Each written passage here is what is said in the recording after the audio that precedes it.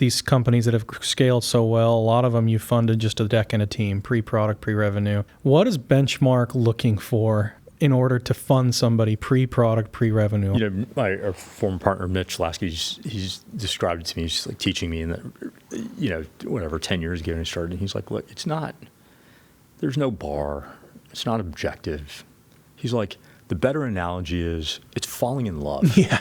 It's falling in love. I call it spiritual conversion. Yeah, it's spiritual conversion. You like get baptized by these guys. You feel a connection.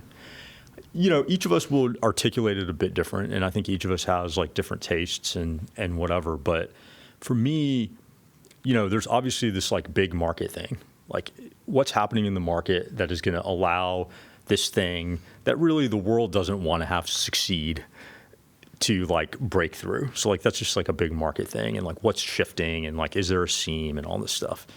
You know, then you're like looking at the founder, and you know, I just am like, is this the founder that is going to grow and scale and grow with this company? And I think that's actually a really important thing to me is like, is the founder a hyper learner? Because I find like, you know, the job at 3 people is really different than 30, than 300, than 3,000. It's different at different scales. Like these are really dynamic jobs and they're changing.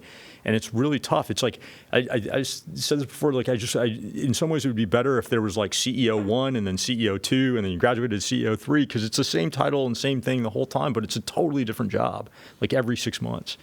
And then the third thing is really like can't be overstated is an insight. Mm-hmm. And, you know, and we kind of talked about the J example with Kafka and the real-time data hub and like, hey, this is going to be a thing.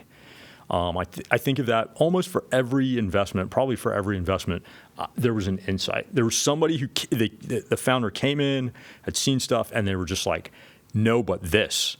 And you're sitting here and like, we meet companies, all of us meet companies every week, right? We're meeting companies every week. And you're talking to smart people all the time, and you're like reading all this content on Twitter and everything else. And then like someone comes in a domain that you know a little bit about at least, and says something you've never heard. And you're like, wait a minute.